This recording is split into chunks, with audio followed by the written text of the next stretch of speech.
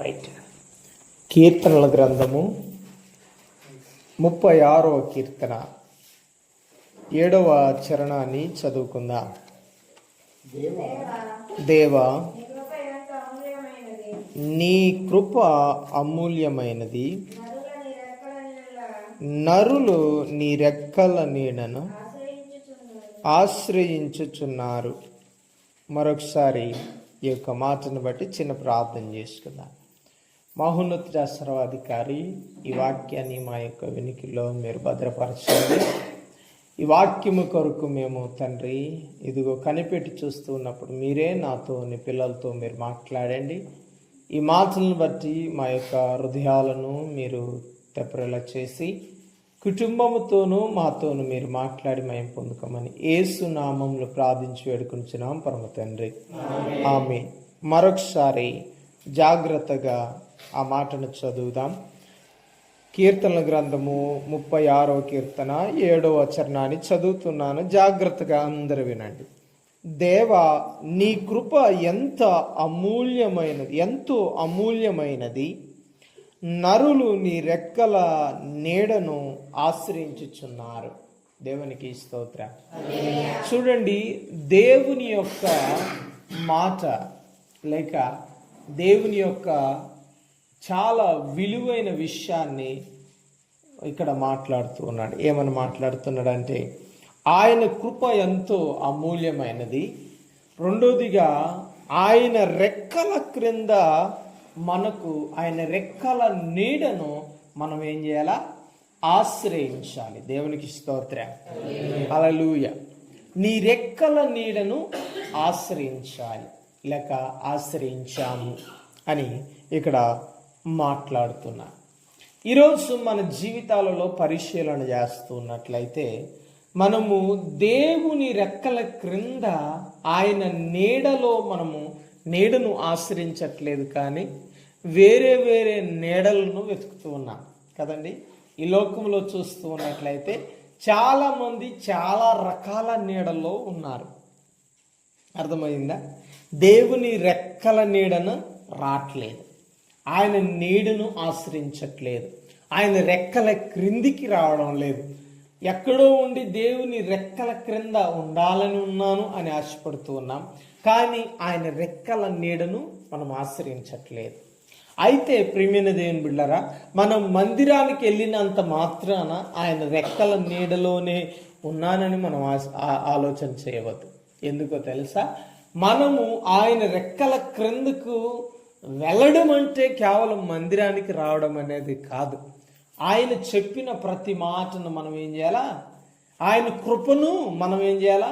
పొందుకోవాలి. ఆయన కృప ఎంతో అమూల్యమైనది అని ఆయన మాట్లాడుతున్నాడు. కాబట్టి ఈ రాత్రికాల సమయంలో కొన్ని విషయాలను మనం ఆలోచన చేద్దాం. ఏంటి అంటే, మనము ఆయన రెక్కల క్రిందికి లేక ఆయన రెక్కల నీడలోనికి మనం ఉన్నామా, లేక ఆయన రెక్కల నీడను ఆశ్రయించామా, లేదా ఇతర నీడలో మనం ఉన్నామా అనేది ఒకసారి ఆలోచన చేద్దాం. ఆలోచన చేసినట్లయితే మనము ఏ నీడ క్రింద ఉన్నాం అనే విషయాన్ని మనం పరిశీలన చేద్దాం. చూడండి, ఒక విషయాన్ని గుర్తు చేస్తాను. చూడండి, న్యాయాధిపతుల గ్రంథము రైట్ 9వ అధ్యాయము, న్యాయాధిపతుల గ్రంథము 9వ అధ్యాయము 15వ వచనాన్ని చదువుకుందాం. ముళ్ళ పొద, మీరు నిజముగా నన్ను మీ మీద రాజుగా నియమించగోరిన ఎడల రండి, నా నీడను ఆశ్రయించుడి, లేదా అగ్ని నాలో నుండి బయలుదేరి లెబనోను దేవదారు చెట్లను కాల్చివేయనని చెప్పాను. దేవునికి స్తోత్రం. చూడండి ప్రియమైన దేవుని బిడ్డలారా, ఈ సన్నివేశాన్ని ఒకసారి మనం చదివినట్లయితే 9వ అధ్యాయములో ఒక చిన్న స్టోరీ నడుస్తుంది, ఒక చిన్న సన్నివేశం జరుగుతుంది. ఏంటంటే, చెట్లన్నీ కలిసి ఒకరోజంట ఒకరిని మనము మన అడవికి ఒక చెట్టును రాజుగా నియమిద్దామని ప్రయత్నం చేస్తూ ఒక్కొక్కరి దగ్గరికి వెళ్ళి అడుగుతున్నాయి, ఒక్కొక్క చెట్టు దగ్గరికి వెళ్ళి అడుగుతున్నాయి. చూసినట్లయితే మనందరికీ తెలుసు. ముందుగా ప్రియమైన దేవుని బిడ్డలారా, ఒక చెట్టు దగ్గరికి వెళ్ళాయి. ఏ చెట్టు అంటే మస్తకి వృక్షము దగ్గరికి వెళ్ళినప్పుడు, క్షమించాలి, ఒలీవ చెట్టు దగ్గరికి వెళ్ళి ప్రియమైన దేవుని బిడ్డలారా ఏమని మాట్లాడుతున్నాయంటే, నీవు మాకు రాజుగా ఉంటావా అని అడిగాయండి. అడిగితే ఆ యొక్క చెట్టు ఏమన్నదంటే, నేను దేవునికి మనుషులకి నేనేమై ఉన్నానంటే వారిని సన్మానించడానికి, లేక వారిని ఒక ప్రత్యేకమైన వ్యక్తిగా నియమించడానికి దేవుడు నాకు ఒక పనినిచ్చాడు. కాబట్టి ఆ పనే చేయాలా, మిమ్మల్ని ఆ పని వదిలిపెట్టి మిమ్మల్ని మీకు పరిపాలన చేయాలా అని అడుగుతుంది. అయితే ప్రియమైన దేవుని బిడ్డలారా, ఇక్కడ అంటున్న మాట చూస్తున్నట్లయితే ఇలాగా ఒక 4-5 చెట్ల దగ్గరికి వెళ్ళి ఈ చెట్లన్నీ కలిసి అడిగాయట. ఏమని? నీవు మాకు రాజుగా ఉంటావా అని.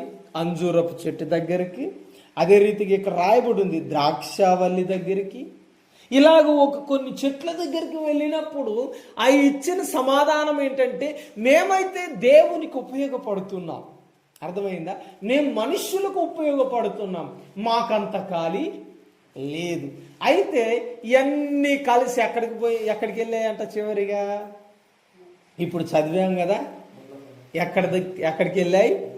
ముళ్ళ పొద దగ్గరికి వెళ్ళాయి. ఎక్కడికి వెళ్ళాయి?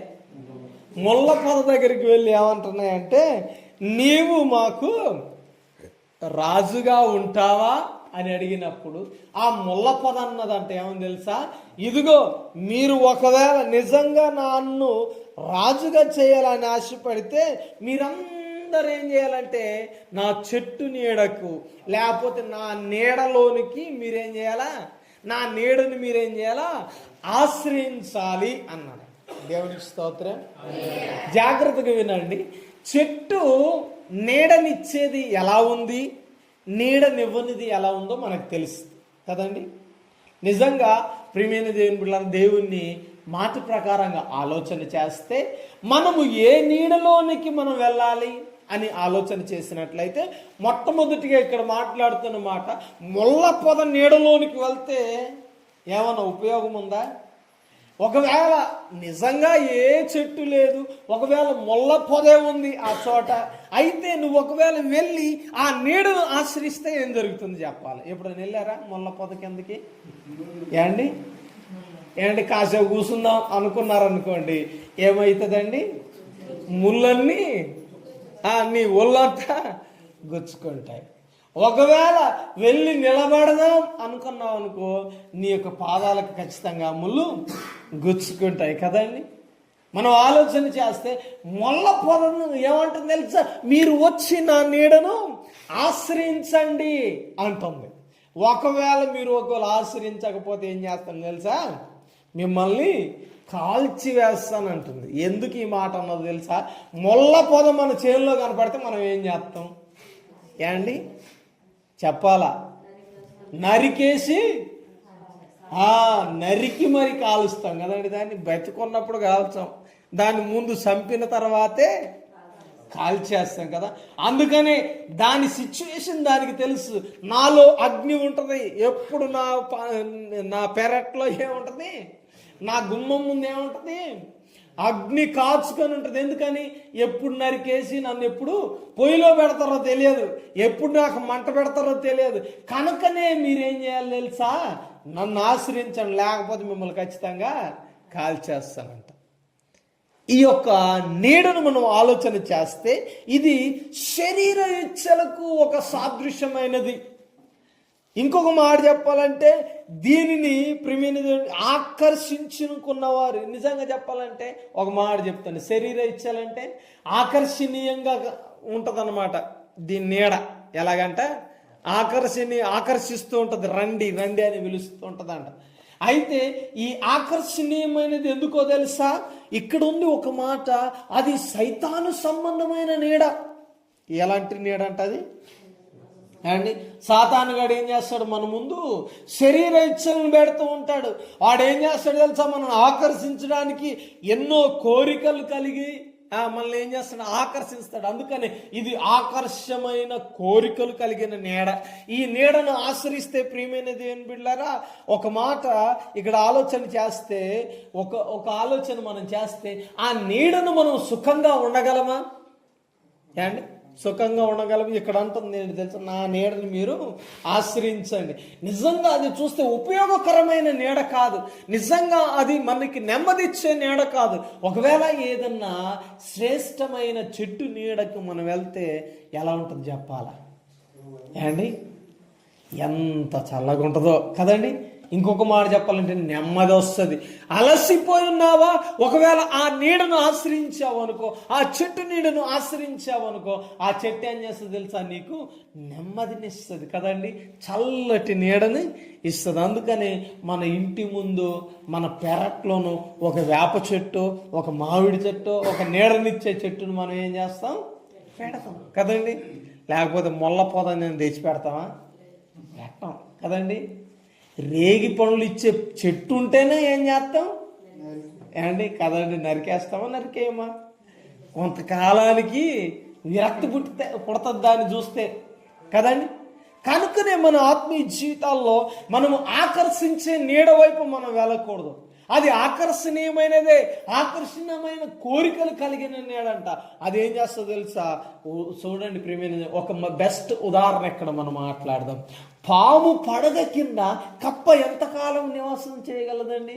ఎంతకాలం జీవించి ఉంటుంది అండి? పాము పడగిప్పింది అనుకోండి, దాని పడగ కింద నీడ వస్తుందా రాదా? ఆ నీడ కింద కప్పపోయమ్మా నేను చల్లగా ఉంటాను అనుకుంటే ఎంతకాలం బ్రతికిద్ది అంటారు అండి? మడిసి ఏం చేస్తుంది, నోట్లో పెట్టుకుంటుంది కదా. ఇప్పుడు ఒకవేళ మనం మొల్ల పొద నీడలో మనం ఉన్నట్లయితే, సాతాను సంబంధమైన నీడలో చాలా మంది ఉంటూ ఉన్నారు. ప్రపంచమంతా ఏం చేస్తుంది తెలుసా? ఇదిగో సాతాను సంబంధమైన నీడను ఆశ్రయిస్తున్నారు, ఆ మొల్ల పొదను ఆశ్రయిస్తున్నారు, ఆ నీడలో బ్రతకాలని ఆశపడుతున్నారు. అందుకని పరిగెత్తుకొని పోయి అక్కడ ఉంటున్నారు. కానీ కొంతకాలానికి ఏం చేస్తుంది తెలుసా? అది ఒళ్ళంతా గుచ్చుకుంటుంది అండి. ఏం చేస్తుంది? ఒళ్ళంతా గుచ్చుకుంటుంది. ఇంకొక మాట చెప్పాలంటే, అది కొంతకాలానికి మనల్ని ఏం చేస్తుంది తెలుసా? ఏమంటారు దాన్ని, ఒక విధంగా మనం పిండి చేస్తుంది, పిప్పి మిగిల్చి మనల్ని ఏం చేస్తుంది తెలుసా? ఊసేస్తుంది. అప్పుడు ఏమంటారు తెలుసా? అయ్యా దేవుని సేవ చేస్తానయ్యా ఇప్పుడైనా. ఏమంటున్నారు? దేవుని మందిరానికి వస్తానయ్యా ఇప్పుడు ఏమండి. అప్పుడు చెప్తూ ఉంటారు ఏమండి, ఎక్కడ లేని నీతులు కదండి. అందుకనే సామెతల గ్రంథాన్ని మనం పరిశీలన చేస్తే, ప్రసంగి గ్రంథాన్ని పరిశీలన చేస్తే చూడండి, ప్రసంగి గ్రంథం అంటే తాను వృద్ధాప్యంలో ఉన్నప్పుడు రాశాడు. దేన్ని? ప్రసంగి గ్రంథాన్ని దేంట్లో వృద్ధాప్యంలో ఉన్నప్పుడు రాశాడు. అందుకనే అక్కడేం రాస్తాడు తెలుసా? ఇదంతా వ్యర్థమే. ఆకర్షించే అందం ఉందా? ఇది వ్యర్థమే. అర్థమైందా? ఇదిగో జ్ఞానము, ఇదిగో సర్వ సంపదలు నీకున్నాయా? అయితే వ్యర్థమే. ఇవన్నీ కూడా ఏం చేస్తాయి తెలుసా? మొల్ల పొద నీడను వంటివే అని రాశాడు. ఈ కదండి, వ్యర్థం వ్యర్థం వ్యర్థం. అందుకని అది ఏంటి? వ్యర్థమైన నీడ. ఆ నీడలో ప్రియమైన దేవుని బిడ్డలారా మనము ఉండడానికి ఇష్టపడకూడదు, దాన్ని ఆశ్రయించకూడదు. అందుకనే మొదటిగా ఆకర్షిస్తుంది, తదుపరి ఆవేదన మిగులుస్తుందట. మొట్టమొదటిగా ఏం చేస్తుంది? ఆకర్షిస్తుంది, తర్వాత ఏమో ఆవేదనే మిగులుస్తుంది కదండి. ప్రపంచంలో యవనస్తులందరూ పడిపోయి ఆవేదనతో బయటకు వస్తూ ఉన్నారు ఏమండి. ప్రేమ ప్రేమ అని పరిగెత్తినోడు ఆఖరికి పెళ్ళైన తర్వాత కొన్ని సంవత్సరాలకి వారిద్దరు విడిపోయి ఆవేదన మిగిలిపోవట్లేదా? వారి జీవితంలో సుఖము లేకుండా బ్రతకట్లేదా?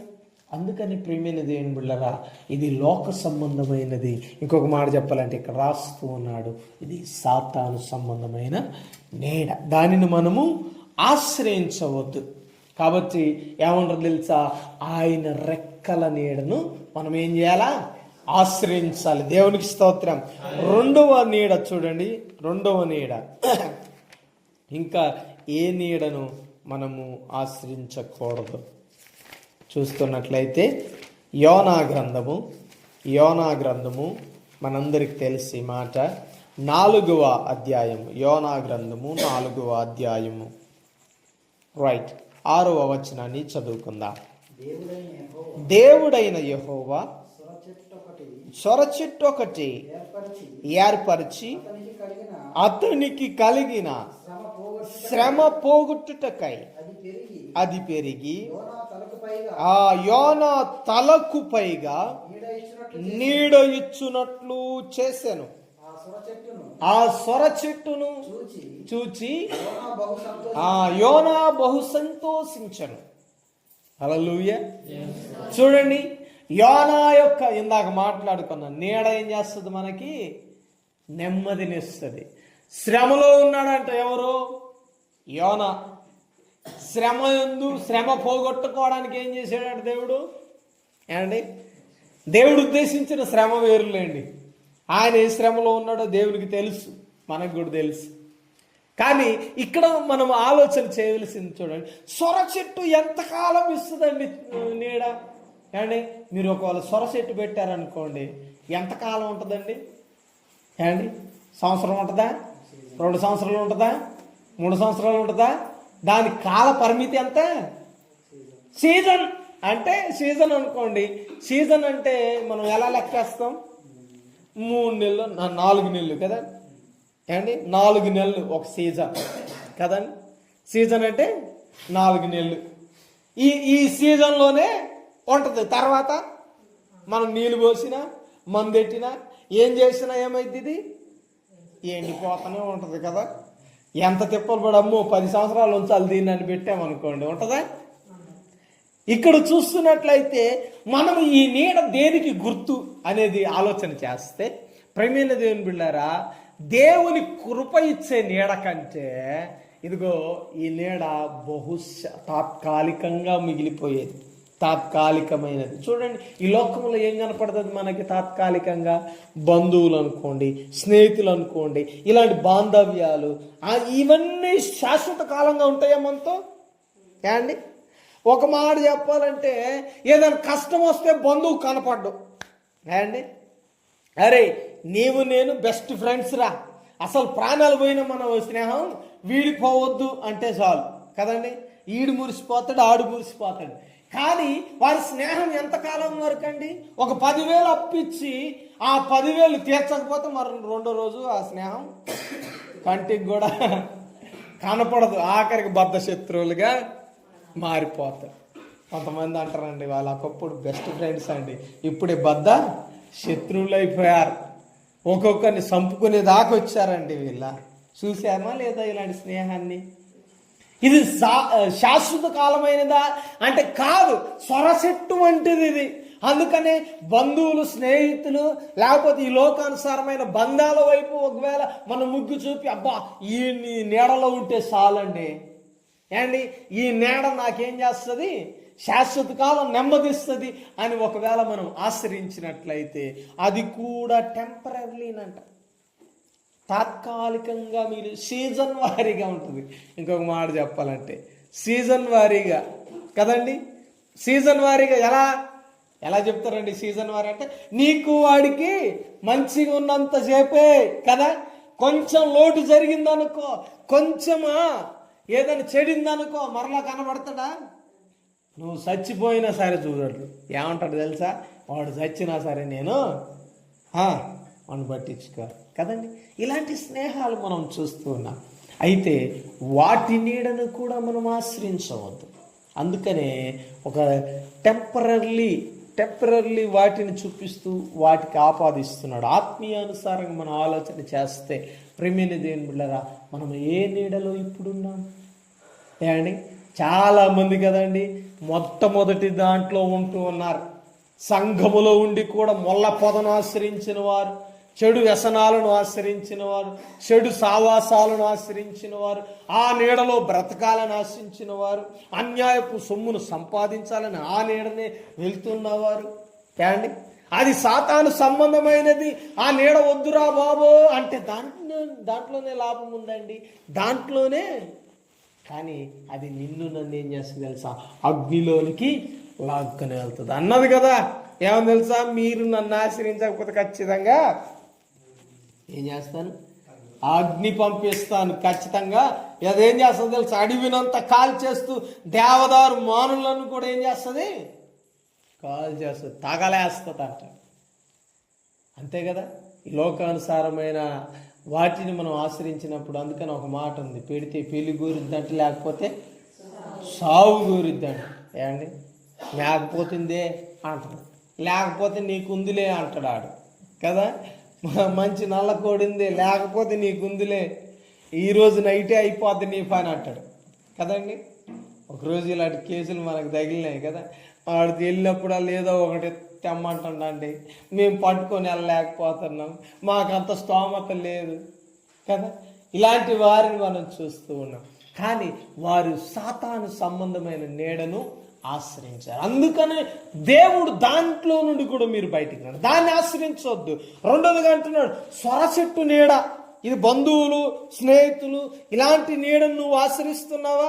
వారిని బట్టి అబ్బో నాకు ఎంత బలం ఉందో, ఎంత బలగముందో కదా. ఇవి కూడా శాశ్వత కాలం ఉండేది కాదు, ఇది కేవలం సీజన్ వారీగా ఉంటుందంట కదండి. బంధువులు కూడా అదే అంటారు, అబ్బా ఎంత గొప్పలండి మా బంధువులు, అక్కడ ఉన్నారు, మామూలు కాదు, మేము వెళ్తే సార్ పూల్లో పెట్టి చూస్తారంటారు కదండి. ఒకవేళ ఒకరోజు వచ్చాక నువ్వు కోడినో కుక్కనో వేయలేదు అనుకో, ఏమంటాడు, వాడు దిక్కుమాలినోడు, వెళ్తే చూడండి కూడా చూడండి అంటాడా అంట. ఏమండి, ఆడి దగ్గర అసలు పోకూడదురా, ఆడు మొహం కూడా చూడొద్దు, వాడు వచ్చిన టీ కూడా పోయొద్దు ఆడికి అంటారా అంటరా. అండ్ కొంచెం బాంధవ్యాలు మంచిగా ఉంటేనే, కొంచెం నువ్వు మేలు చేస్తేనే కదండి. కొంతమంది బంధువులు బావ వరుస అయిన వాళ్ళు ఉన్నారు నాకు. అయితే వాళ్ళు వచ్చినప్పుడల్లా నేను పోయాలంట. ఏం పోయాలా, ఏం పోయాలా, మందు పోయాలి. అయితే మా బామ్మది చాలా గొప్పోడు అంటాడంట. ఏమండి, మా బామ్మది చాలా, నేను అన్నాను, నీవు ఏదని అడగగానే అది మాత్రం అడగద్దు, ఏమన్నా అడుగురా కానీ దాన్ని మాత్రం నా దగ్గర నుండి ఆశించద్దు. అంటే అది లేకుండా ఏం కావాలి నాకేమొద్దా, మంచిది, నీ గుమ్మం కూడా దొక్కనంట. ఏమండి, మీరు వస్తే 4 పూటలు కాదు 5 పూటలైనా పెడతాను తిండి, కానీ మీరు అది మాత్రం నా దగ్గర నుండి కోరుకోవద్దు. లేక కాదు, ఇవ్వలేక కాదు, కానీ అది నేను మీకు ఇవ్వకూడదు. నా చేతులతో మిమ్మల్ని పాడు చేయను నేను. ఏమండి, మీరు బయట ఏమని చేసుకోండి, కానీ నా ఇంట్లో అది లేదు, నా దగ్గర నుండి అది ఆశించాలి. ప్రియమైన దేవుని బిడ్డలారా, ఒకటే మాట, నువ్వు కష్టంలో ఉన్నావా, ఫోన్ చేసి అడుగు, ఫోన్ చేసి సాయం చేయమని సహాయం కోరు, ఖచ్చితంగా వచ్చి సాయం చేస్తా. కానీ ఇలాంటివి మాత్రం దెబ్బకు మళ్ళీ తిరిగి చూడట్లే. ఏమండి, ఎలాంటి జీవితాన్ని జీవిస్తున్నా బంధువులు నిజంగా మనం బాగున్నంత చెప్పు, వారికి బాగు చేసినప్పుడు, వారికి ఏదైనా మేలు చేసినంత వరకే అది సొర చెట్టు నీడ అంట. అది సొర చెట్టు నీడ, కాబట్టి దానిని మనము ఆశ్రయించవద్దు. చివరిగా చూడండి, ఇంకొక మాట తెలియపరుస్తాను, మరి మనము ఏ చెట్టు నీడ మనం ఆశ్రయించాలి. చూడండి, ఆత్మీయ అర్థమైన మాట చూడండి, పరమగీతము 2వ అధ్యాయం, పరమగీతం 2వ అధ్యాయం 3వ వచనం తెరిచారా? పరమగీతం 2వ అధ్యాయం. అడవి వృక్షములలో జల్దారు వృక్షం ఎట్లున్నదో పురుషులలో నా ప్రియుడు అట్లున్నాడు, ఆనందభరితునై నేనతన్ని నీడను కూర్చుంటిని, అతని ఫలము నా జివ్వకు మధురమైనది. దేవునికి స్తోత్రం. చూడండి ప్రియమైన దేవుని బిడ్డలారా, ఏ చెట్టు నీడను మనం వెళ్ళాలి? ఏమన్నాడు ఇక్కడ? జల్దారు వృక్షము. దేవునికి స్తోత్రం. దేంతో పోలుస్తున్నాడు జల్దారు వృక్షాన్ని? యేసుక్రీస్తుతో పోలుస్తున్నాడు. దేవునికి స్తోత్రం. అందుకని అంటున్నాడు, కింద వివరిస్తున్నాడు, ఏమని తెలుసా? పురుషులలో నా ప్రియుడు అట్లున్నాడు, ఆనందభరితునై నేనతని నీడను కూర్చుంటిని, అతని ఫలము నా జివ్వకు ఏం చేస్తుందంట? ఏం చేస్తుంది? మధురాన్ని ఇస్తుంది. దేవునికి స్తోత్రం. ఇక్కడ అంటూ ఉన్నాడు, యేసుక్రీస్తుకి ప్రతీకగా ఈ చెట్టును సూచిస్తున్నాడు. అండి, సొలొమోను ఏమని రాస్తున్నాడు తెలుసా? ఇదిగో ఈ జల్దారు వృక్షము యేసు క్రీస్తుకి ప్రతీకగా ఉంది. ఇది ఎలాంటిదంట? దాని ఫలము చాలా మధురమైనదంట, దాని నీడ చాలా నెమ్మదినిస్తుందంట. ఇక్కడ ఉంది ఒక మాట, ఏమని తెలుసా? అతని నీడను నేను కూర్చొని ఉంటుంది. దేవునికి స్తోత్రం. అండి, ఒకవేళ ఇలాగ ఆలోచన చేద్దాం. ఏదైనా మంచి ఫలాలున్న చెట్టు కింద ఒకవేళ నువ్వు కూర్చున్నావు అనుకో, ఆ ఫలాలు ఒకవేళ నువ్వు కూర్చున్న టయానికే పడ్డాయి అనుకోండి, ఏం చేస్తావు? చూస్తూ ఉంటావా, తింటావా తీసుకొని? ఏమండి చెప్పాలా? ఒకవేళ కాయలు ఉన్నాయి అనుకోండి, ఒక పండు పడ్డా బాగుండేది అనుకుంటావు కదా. ఏమండి ఎవరు చెప్పకపోయినా మనసులో ఆ ఫీలింగ్ వచ్చేస్తుంది, అందుంటే బాగుండు ఒకటి కోసుకొని తినేటోళ్ళు కదా అనుకుంటావా అనుకోవా? చెట్టు కిందికి మనం వెళ్ళామనుకో, ముందు చెట్టునే చూస్తాం. ఏం చెట్టు ఇది, తినేదా? అయితే అబ్బా ఏమైనా పండ్లు ఉన్నాయేమో అని ఎతుకుతామా? ఎందుకో తెలుసా? దాని దగ్గరకు వెళ్ళినప్పుడు దాని ఫలాలేంటో రుచి ఏంటో మనకు తెలుసు. అదేవిధంగా యేసుక్రీస్తు యొద్దకు వస్తే మనము కూడా ఆయన మాధుర్యాన్ని సంపాదించాలి. దేవుని స్తోత్రం. ఆయన రెక్కల నీడను మనం ఏం చేయాలి తెలుసా? ఆశ్రయించాలి. అప్పుడే మనకేమంట నెమ్మది వస్తుంది. అందుకని అన్నాడు, శ్రమలో నాకు అతడు ఏం చేశాడు తెలుసా? నెమ్మదినిచ్చాడు. శ్రమలో అతడు ఏం చేశాడు తెలుసా? నాకు తోడుగా ఉన్నాడు. శ్రమలో ఏం చేశాడు తెలుసా? నన్ను ఆ శ్రమలో నుండి తప్పించాడు. దేవునికి స్తోత్రం. అందుకనే ఇక్కడ అంటున్న మాట ఏంటి తెలుసా? ఆయన నీడను ఒకవేళ ఆశ్రయిస్తే ఆ ఆశ్రయము ఒకటి ఆనందాన్ని, రెండోదిగా ఇదిగో ఆశీర్వాదాన్ని, మూడోదిగా సమృద్ధిని ఆయన ఇస్తాడు. దేవునికి స్తోత్రం. అండి, యేసుక్రీస్తు నీడలో మనం ఒకవేళ బ్రతకాలని ఆశపడి ఆయన యొద్దకు వస్తే దేవుడు కేవలం నీడ ఇచ్చి విడిచిపెట్టడం. ఆయన ఏం చేస్తాడు తెలుసా? అక్కడ నీకు ఆనందాన్ని ఇస్తాడు, రెండోదిగా నీకు ఆశీర్వాదాన్ని ఇస్తాడు, మూడోదిగా ఆయన ఏం చేస్తాడంట? సమృద్ధితో నింపుతాడు. అదే కదా జల్దారు వృక్షం గురించి మాట్లాడుతూ ఏమన్నాడంటే, నేను అతని నీడను కూర్చొని ఉంటాను. ఇదిగో నేనేం చేస్తాను? నేను అతని యొక్క ఫలాలు తింటాను. అదేం చేస్తుంది తెలుసా? నా జీవకు బలాన్ని, మధురాన్ని ఇస్తుందంట. దేవునికి స్తోత్రం. ఈ దినాన్న ప్రియమైన దేవుని బిడ్డలారా, మరి మనం ఏ నీడలో మనం ఉన్నాం? ఏండి, ముళ్ళ పొదల్ని ఒకవేళ ఆశ్రయించి ఉన్నామేమో. లోక సంబంధమైన నీడది కదా. మనం ఒప్పుకున్నా ఒప్పుకోపోయినా ఎక్కువ ఆకర్షితులు అవుతున్నారు అక్కడ. ఎందుకు తెలుసా? అది ఆకర్షణీయమైన నీడంట. ఎలాంటిది? ఎంత టోన్నైనా, కొమ్ములు తిరిగిన మొనగాడినైనా అదేం చేస్తుంది? ఆకర్షిస్తుంది కదండి. దాది నన్ను అక్కడ ఆకర్షిస్తుంది. అలాంటిది ఎన్నో చూసా. అనుకున్నోడు తెల్లారు పడిపోతాడు. కానీ అనుకున్నాడు తెల్లారి పడిపోతాడు. అలాంటి పరిస్థితులు లోకంలో కనపడుతున్నాయి. టెక్నాలజీ కొంతమందిని పిండేస్తుందండి. ఏం చేస్తుంది? అది తన గుప్పిట్లు పెట్టుకుంది. డబ్బు కొంతమందిని వారిని ఏం చేస్తుంది తెలుసా? అది కూడా వారిని తన గుప్పెట్లు పెట్టుకుంది. ఇదిగో ఈ లోకానుసారమైన వ్యసనాలు చాలా కూడా అనేకులను ఏం చేసింది తెలుసా? తన గుప్పెట్లో పెట్టుకుంది. కామ క్రోధ మదమత్సరాలతో చాలా మంది కట్టబడి దాంట్లో కూడా చాలా మంది ఏం చేశారు తెలుసా? పాడైపోయి మిళితమై ఉన్నారు. కారణం ఏంటంటే ఇదిగో ఈరోజు వారు సాతాను సంబంధమైన నీడను ఆశ్రయించారు. అందుకనే మనము మొట్టమొదటిగా సాతాను సంబంధమైన మొల్ల పొదను మనం ఆశ్రయించకూడదు. రెండోదిగా సొరసెట్టు వంటి నీడలను మనం ఆశ్రయించకూడదు. అది కొంతకాలమేనండి. స్నేహబంధాలు కొంతకాలమే, అలాగని వాటిని విడిచిపెట్టుకోమనట్లేదు. కానీ ఇదిగో ప్రభువైన యేసు క్రీస్తు సహాయముతో ప్రభువైన దేవుని వైపు చూస్తూ ఏం చేయాలి తెలుసా? నీ బంధుత్వాలను నువ్వు విస్తరించుకోవాలి. దేవునికి స్తోత్రం. చూడండి, మూడోదిగా చూస్తున్నట్లయితే జల్దారు వృక్షం అంట. అది మనకు 3 ఆశీర్వాదాలు తెచ్చిపెట్టే నీడ. కాబట్టి ఈరోజు ఆ నీడను మనం ఆశ్రయిద్దాం. ఆ నీడ ఎవరంట? యేసు క్రీస్తు. అందుకని మొట్టమొదటిగా మాట్లాడారు, ఇదిగో ఆయన రెక్కల నీడను ఆశ్రయించాను. ఆయన రెక్కల నీడను ఆశ్రయించినప్పుడే నాకేం దొరికిందో తెలుసా? శ్రమలో నాకు నెమ్మది దొరికింది అన్నాడు. దేవునికి స్తోత్రం. కాబట్టి ఆయన రెక్కల నీడను మనం ఆశ్రయిద్దాం. జల్దారు వృక్షమైన యేసుక్రీస్తు నీడలో మనం బ్రతకడానికి ప్రయత్నం చేద్దాం.